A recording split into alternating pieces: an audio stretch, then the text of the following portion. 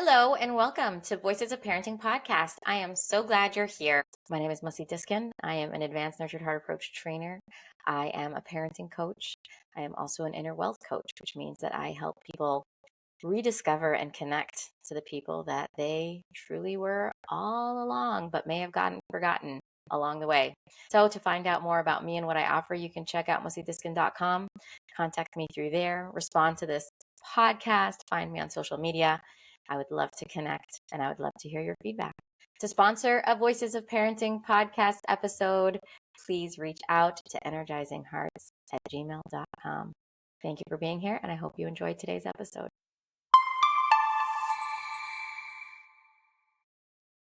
Hi, Chanie. I'm so glad that you're here again. Our audience has had the joy of listening to your story with your daughter and then your story with yourself, and then just also a lot of your wisdom around different topics and things, our story. So it's exciting to have you back again. If you could just take a sentence to introduce yourself and tell everybody what you do and anything else interesting that you want to share about yourself. And then I want to get into a conversation about emotion today. So I'm excited about that. Hi, everyone. I'm Chanie, Mussi's sister. So what I do is I help people to get in touch with, feel, and support their human feelings. That's what I do. Yeah. Of course, within myself. And I am grateful that I'm able to be in a place where I can offer that for others now as well. And you do it professionally, right? You're called like Yeah. a somatic practitioner, I guess. Yeah, I help people. Somatic means body. I help people to get inside their body to feel, because that's where we feel, in our bodies.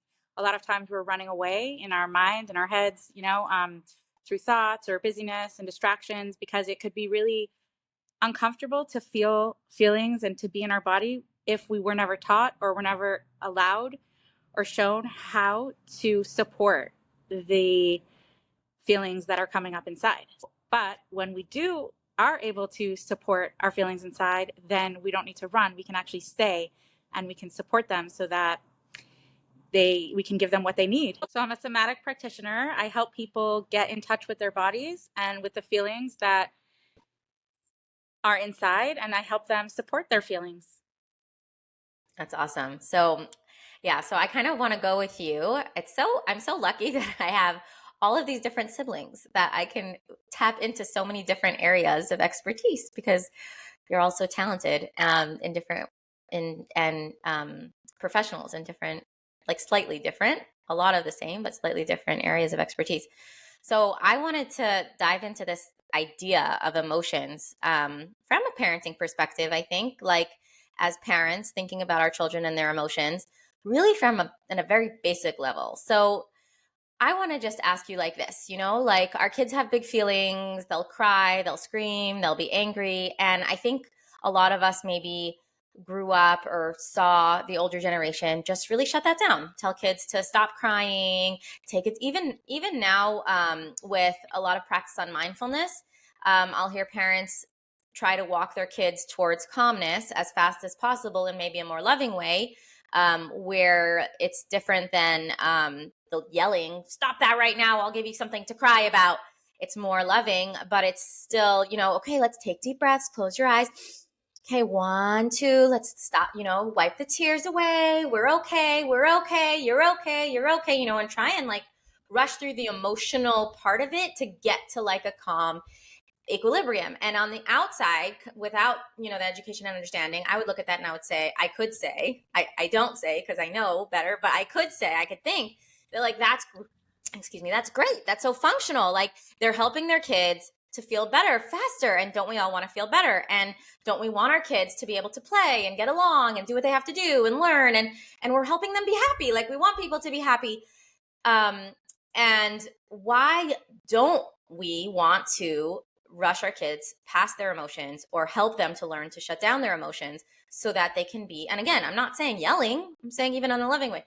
Why are emotions, what is the purpose in feeling emotions and having them that I shouldn't try and stop them? Yeah, it's a good question. So Emotions are just a human part of us that we're born with, like we eat every day, we feel every day. And, just like if you were to try to control yourself and say, "Oh, you're hungry? Oh, watch a movie instead. Oh, you're hungry? Read this book." Maybe you could take your mind off it and you're distracted, but really your body's actually going to deteriorate and get weaker and weaker and weaker no matter how hard you distract yourself. Even if you're sleeping, you might not be aware that you're hungry, but your body has a need to eat in order for it to survive. Our feelings are here for a reason. They're here because they want and deserve to be felt and to be supported and to be held and loved and nurtured.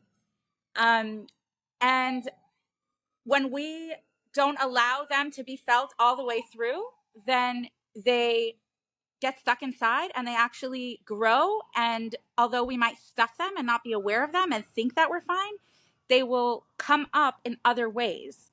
So, for example, let's say, I don't know, your kid's feelings are hurt, right? And they're crying.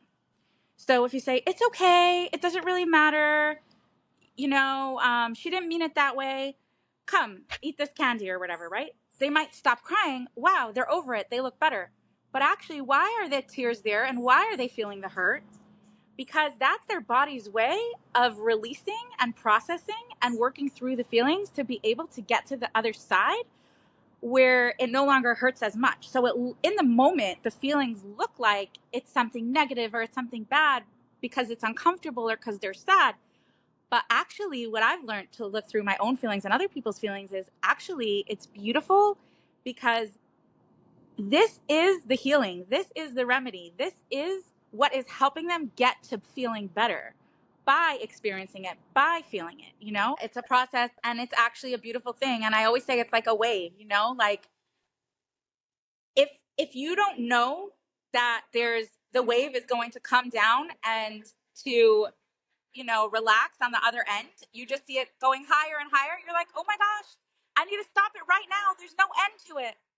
But if you knew that because we know that with a wave, it's getting higher and higher, but eventually it's going to come down, you allow the process. You don't need to stop it, right? So before, a lot of times, I think parents, and me too, before I learned to support my feelings, if you're always in a state of the fear, oh my gosh, this feels so hard, this is so uncomfortable, you don't yet know that if you feel it all the way through and you support it, that there's actually a lot of healing and peace and, joy at the other end, that you can be okay at the other end. So you're always in a state of trying to stop it, trying to stop it. But as you see, through experience that even though it's scary, that when you allow the feeling and you stay with the feeling and you hug the feeling and support the feeling, that actually it does pass through. And like, that is what helps your child feel better. That is what helps your child get to a place of feeling less hurt and get to a place of feeling more okay because you allowed the feeling. Yeah, so I want to ask you more about the process of what you're describing, like you're saying words like holding, supporting, all that. But before I do that, I just want to spend another minute on what you started saying about why we shouldn't stop the process. So I hear you saying that I don't need to be afraid of the process because at the other end I'll be okay and even feel better, and that it's the normal human process. But seemingly I can make it go away much faster with that lollipop. Seemingly I can make it go much faster if I just tell them it's not such a big deal and they shouldn't feel that way. And they seem happy also. They also seem fine after that. So what is the danger? What is a reason why I shouldn't do that? Yeah, actually, that's a really good question. And I have seen from personal kids in my life, in, my friends' lives, that in the moment, everything looks fine. You distracted them, your kid looks happy, and you might not be able to tell how it's affecting them now. You might not. But down the road, when they become teens, when they get into relationships, when they have their own kids, that's when you start to see that they're triggered and their, repressed emotions come out so strong because they don't know how to regulate. They don't know that it's safe to feel this way. They're so angry and they just lose it because they don't know how to process their anger in a healthy way. they're sad and they feel like they have to, run away from their kids instead of sit there and um, just be honest about their sad. They have to, I don't know, run away to the gym or to vacations or whatever, constantly be busy. or And drugs and they might alcohol. not, Like yeah, that's and they the might have no Wally talk. idea. They might have no idea that it's because of all those times as a child that they just stopped their feelings and started, licking a lollipop or whatever it was.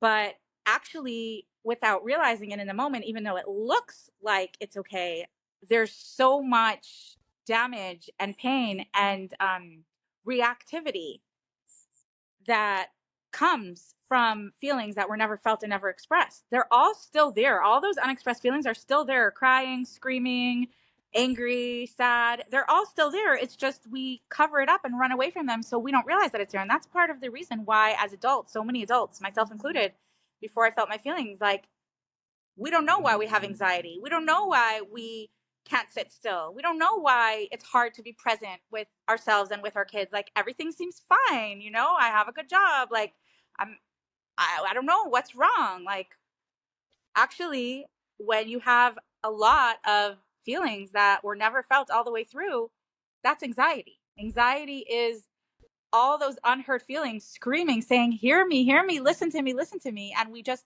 have run away and shut it down so much that we don't even know that that's what it is, because we're taught. And then we ourselves learn to just distract. If it's uncomfortable, run. If you're angry, run. If it's painful, run.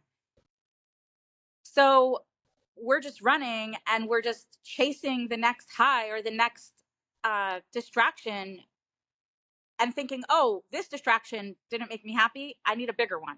Oh, it's because, this person, I don't know, said this, or, I don't have the nice house or whatever it is. But, when I used to think that, I really did think that, I got the thing that I thought would make me happy and I still had anxiety. And then the situation changed and I still had anxiety until it was like, okay, there's something deeper here. It's not about this. It's not about that. And that's when I started realizing, like, yeah, it's my feelings that I'm running from. And it's so much easier to think it's about this, it's about that, it's about control, than to say, wow, there's something inside of me that is the reason for all this discomfort. Because if it's about me, that takes work, right? It's easier to just put it on something else outside of me. And yeah, Well, I think so if I could add to what you just said, I think it's not only that it's hard and uncomfortable. I think the hard and uncomfortable is connected to the conversation we're having. Because when we were younger, we had to find a solution to not feel as fast as possible. The process of feeling feels hard and feels like it's not, we shouldn't have to go through it. So we're trying to find alternative solutions. I think I hear two things, like two sides to this, and actually a third piece that maybe wasn't mentioned directly, but is kind of there too, that I want to like point on before we move into like, so then what? Um, One is that when our kids are not feeling their emotions because we're helping them feel better in whatever way, loving or not loving, I'm not, it doesn't matter the vehicle. When we're helping them not feel their feelings to feel better faster, they don't feel better faster. It's not that they no longer feel the bad feelings. It's that the bad feelings have now been buried. And actually, I've heard these words before. You talk about like somatic body healing, that we have issues in our tissues, like the emotions actually mesticize into our bodies themselves. I know you're into Dr. Sarno and that whole thing. I'm not going to get into it now because we don't have time, but guys, you can look that up if you'd like. We might have mentioned it in one of our other podcasts. You I definitely have an mentioned your episode on it. I podcast. used to have extreme back pain and a lot of other issues. Yeah, like Exactly. It comes physical if you issues. suppress your emotions, it comes out physically or in other ways. That's another way, Right. exactly, that it comes out physically. Right. So there's this one side of things where I'm making my kid feel better, but actually I'm not. It's still there. And then it might come back, like you were saying, in reactivity to our children, anxiety, lack of ability to sit still, etc. Or body, like we just brought up, that like what I thought I made better, I didn't make better. I just left it for later, basically, so that they have a harder time when they're older because they haven't dealt with it yet. And created And then other issues instead. yeah, because it needed to come out somehow. So it's like this monster that doesn't know where to go, and then is bad, when it didn't have to be in the first place. The other part of this that I hear you talking about is not so much about the emotion itself, but about the language and culture and definition of emotion becomes that emotion is bad and that emotion is hard and that processing emotion is a problem. And so the solution to that becomes distraction, which leads to so many, many, many possible negative outcomes where my life is about distraction. Again, drugs, alcohol, addictions, people pleasing, codependency, whatever my choice of drugs is, even religiousness, like anything I can devote myself fully from. Like you were talking about eating, like let me go watch a movie so I don't, in Judaism we have fast days. On a fast day you're not gonna eat, so okay, I'll watch a movie because I know I can't eat anyway, so I don't want to feel the discomfort. There's nothing I can do about it, so I don't want to feel the discomfort. But um, if I'm running my whole life finding distractions, then when am I ever going to live my life? And also, obviously, many of the things I just mentioned are behaviors we know have negative impacts in so many ways and are even fatal. So that's the second piece of it, of like the messaging of here's a lollipop, the messaging of whatever it takes to not cry, just hold it in, is like, okay, whatever it takes, well, this needle helps. So let me take this needle, or cutting myself or whatever, wherever I have to go. Okay. And then the third thing that we didn't talk about that much, but I kind of heard it in your narration, is the messaging of, come on, it's not a big deal. She didn't mean it. Like you said those words before, like she didn't mean it. It wasn't such a big deal. Don't is gaslighting my reality in a way that I start not knowing anymore about how I feel about relationships and communication and people and circumstances, so that I can never really trust myself to know if I'm really safe in the world or if it's a relationship or obligation or situation that I want to be in or not. Because I might feel uncomfortable with something, but I'll tell myself, how should I know? When that kid said something mean to me and I was hurt, it wasn't a big deal when I thought it was. So maybe this isn't a big deal either. Maybe I should let this boss take advantage of me. Maybe I should let this abuser abuse me. Maybe I should stay in this situation that's really unpleasant, because who am I to know? I don't really know, and maybe then I second guess myself. I might call other people to ask them what they think I should do because I don't know. And hopefully I'm surrounded with supportive, loving people that guide me in the right direction, but it's very possible that I'm not, et cetera, et cetera, et cetera. Okay, so there's so many pieces here that we can talk about forever, but with the last few minutes I have, I do want to ask you to get to the okay, now what? You're talking about this alternative way that we can support our kids through their feelings. What, practically speaking, for parents of kids who have these big emotions, these outbursts, they're crying, they're complaining, they're being so negative, they're saying, my friend this and my friend that, and they have all of these feelings about everything. They're so sensitive, and they're everything. If someone looked at me the wrong way and it's the biggest deal, like, how do I, and I know we could do a podcast on every single emotion, guys. Chanie, by the way, does circles where she will do a circle on anger, a circle on grief. So we could spend hours, I know, on each one, but kind of an overview of what does it look like? What should I be doing with all of these emotions? Honestly, I could say it in one sentence. Okay. It's okay to feel that way. I get it. You make sense. I sometimes feel that way too. That ends. That's it. We don't need to fix it. We don't need to change it. We don't need to make it feel different. It's okay to feel that way. That's it. So I'm going to challenge you. I'm going to be devil's advocate here. I'm the parent, but my kid's not feeling better. They're still crying. Now what? I'm here for you and you're sad, and I love you. And come here in my arms and let me hold you, because you deserve love when you're sad. And I care. I see how hard this is for you, and I see how much this hurt you, and that sounds really painful. I love you. Life is hard sometimes. I get it. I'm proud of you for feeling it instead of running from it or letting it out on your sibling or screaming. You're feeling your feelings. You're crying. You're being honest. It's okay to hurt. That's it. And I know that it sounds like they're going to cry more. Actually, no. When I do that with my kids, it might sound like they're going to cry more. They cry less. Or maybe they don't cry less. Maybe they cry more in the moment, but then it's over. They're not acting up and angry and upset and having sleeping issues and having physical symptoms and having more anxiety, because we just let the feeling be there as it was, gave it love. And that's the thing. It's not about changing feelings. It's about adding compassion, adding kindness, adding love. That is what helps support the feeling. It's not about changing. It's about adding, adding support. That's what soothes the feeling. Maybe it won't go away, but at least it doesn't have to hurt alone. At least it doesn't have to, in addition to how it already feels, since we can't change feelings, it doesn't also have distraction, also have addiction, also have physical pain. We just have the one feeling, and now we have love to hold its hand and to say, I see you, I care, you're not alone. And that is what makes it more manageable. Even if it's going to be hurtful forever, at least it has support.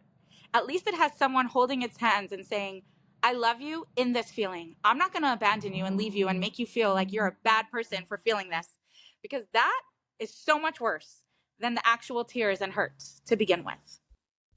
So I guess, like, to break it down into the three categories I pulled out from before, it's like the one, number one is the foundational belief that the emotions are a human experience. Like you said before, it's a part of being a human, and we're going to have our feelings, and they exist whether we like it or not. Like, they're here, they're real, they're energy, they're in our bodies, they're here. So we can't decide not to have them. We do have them. They're not, and pretending or being in denial or minimizing them is not going to make them go away.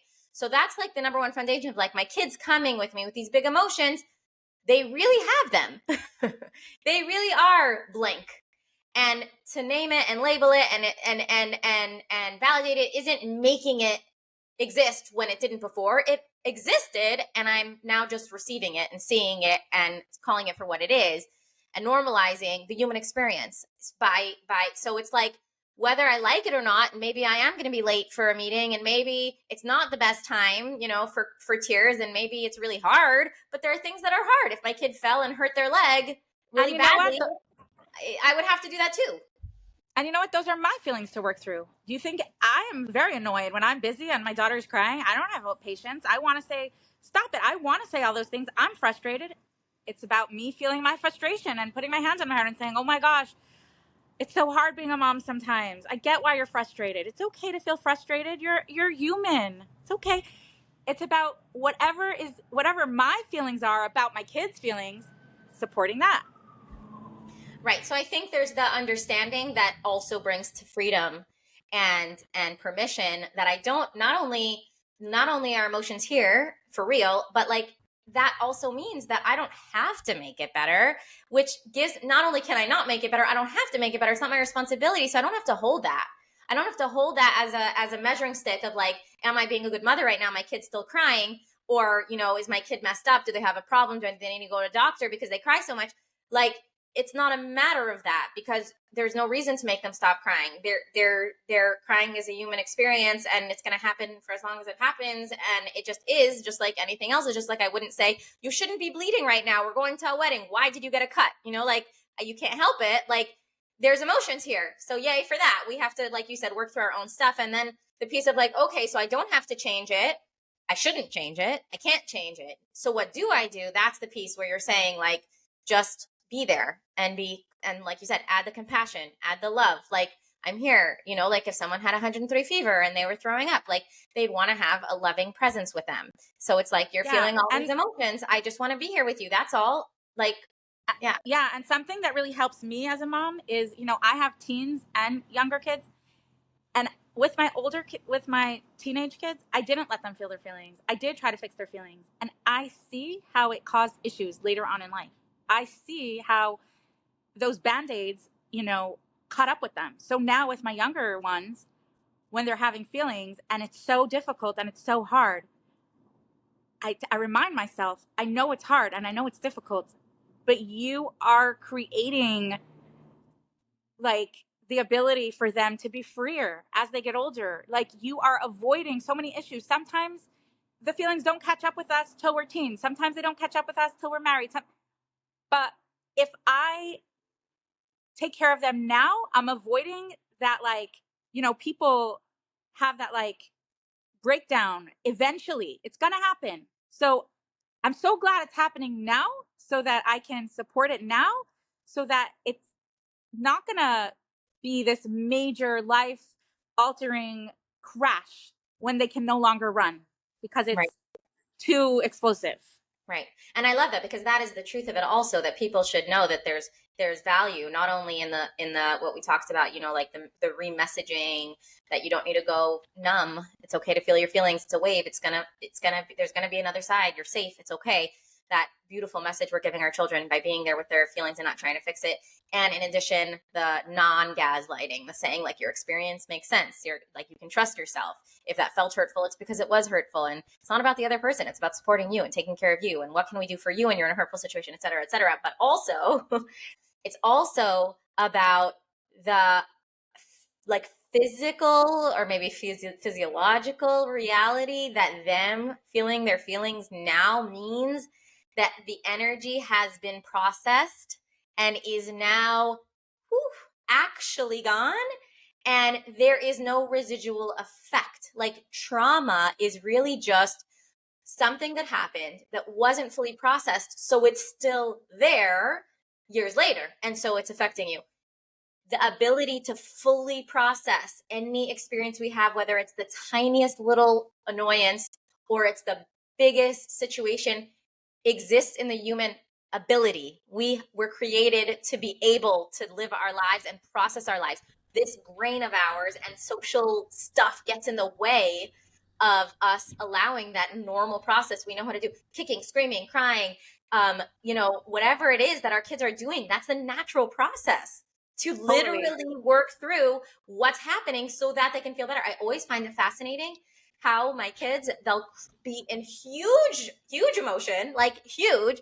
And if I can just sit through it and let that crash happen, like that wave happen, all of a sudden, it's like night and day. All of a sudden, they're like, let's go. Like, they're fine. Like, Totally. I want to share especially a the little story. one, you Yeah, I know? want to share a story about that happened with me. The other day, my 8-year-old and I were both really triggered, really angry. We were like having a lot of feelings. So I said, you know what? Let's both feel our feelings right now because we have a lot, going on. I actually went to my car. I screamed. I cried. I was just like, I can't do this. This is so hard being a mother. I was going through so much myself. I cried. I just felt my feelings. I hugged myself. She went to her room. She kicked. She screamed. I don't know what. She took care of her feelings because she knows. I encourage that.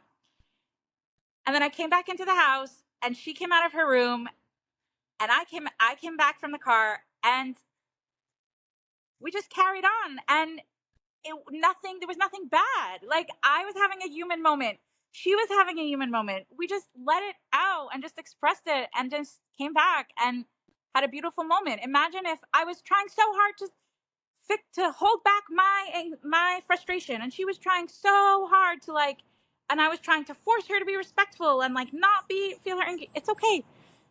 Let's feel it. And then just, it's not a big deal. So what? It's human. I get angry, you get angry, I'm frustrated, you're frustrated. And she even the other day, she was really mad at me. And I came home and she gave me a paper. She wasn't ready to look at me, but she gave me a paper without looking at me, and it said, even though I'm still angry, I still love you. Aww. And she was like, I'm not ready to talk to you. I'm too angry. And I said, I get that. Sometimes I get really angry too, and I'm not ready to talk to people. And I love how you're being honest about your feelings, and how beautiful that you could feel that you love me and know that you're angry at the same time. Like, that's the thing too. All our emotions are accepted. We could have love for someone and be angry. We could be hurt and be grateful. We could be hopeful and hopeless. There's different parts of us, and every single part deserves a voice, deserves space, deserves love. When we shut off the hard emotions, we're also shutting off the good ones, the easy ones. Every single one is here for a reason, deserving of love, kindness, compassion, and space, to be here exactly as it is, with nothing but kindness. So beautiful. Okay, so people, we're over time. Thank you for your patience with us here. I'm glad you're still listening. Chanie has a lot of content and also is an amazing resource for you. So Chanie, if you could just tell everybody what you have out there and how they can find you, and then also personally what you offer. I know now you're Sure. not only local, so that's exciting. Yeah. So in person, I do in-person body work sessions where I help the client get into their body and feel their feelings and support their feelings. I also do group women's healing sessions where we, hold space for each other, and it's just a place to feel our feelings and feel not alone. That's in the Southern California area. I also do phone sessions with people now, so anywhere in the world, to help people tap into their body and support their feelings. And I also love to write. You can find me on Instagram or Facebook at Live Love Inner Peace. And I also have a podcast called Reclaim Your Voice. And yeah, my email address is reclaimyourvoicepodcast@gmail.com if you'd like to get in touch with me. Amazing. We'll put all those links down below. Thank you for being here, Chanie, and thank you everyone for listening. Thank you. Hey, wait, don't go yet. Take a minute to find the beautiful quality that you have, that you appreciate about yourself.